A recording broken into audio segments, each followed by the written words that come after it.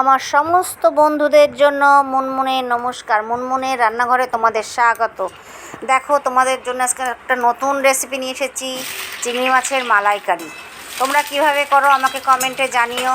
দেখো, প্রথমে আমি কড়াইতে তেল দিয়ে ছোটো ছোটো ডুং ডুং করে আলু কেটে রেখেছিলাম, সেগুলোকে লাল লাল করে ভেজে নিয়েছি।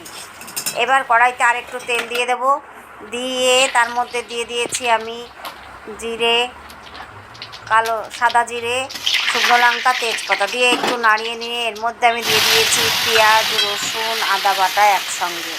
দেখো, দিয়ে ভালো করে কষিয়ে ঝাঁকানাকা করে কষিয়ে নেব। নিয়ে ভালো করে দেখো, সুন্দর রসুনের গন্ধটা, কাঁচা রসুনের গন্ধটা বেরিয়ে যাবে।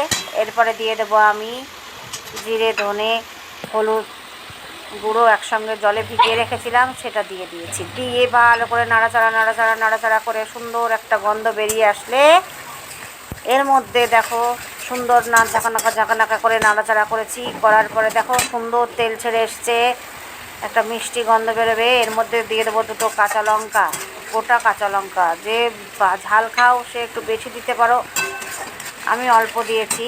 চিংড়ি মাছের মালাইকারিটা একটু মিষ্টি মিষ্টিই হয়।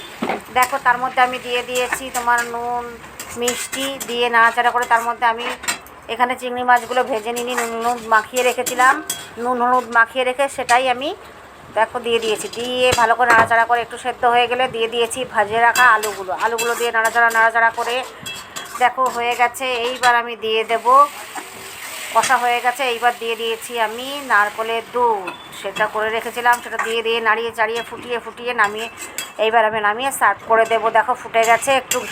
শুধু একটু ঘি দেব, আর দিয়ে দেখো আমি নামিয়ে নিয়েছি। কেমন হলো আমাকে জানিও। টাটা।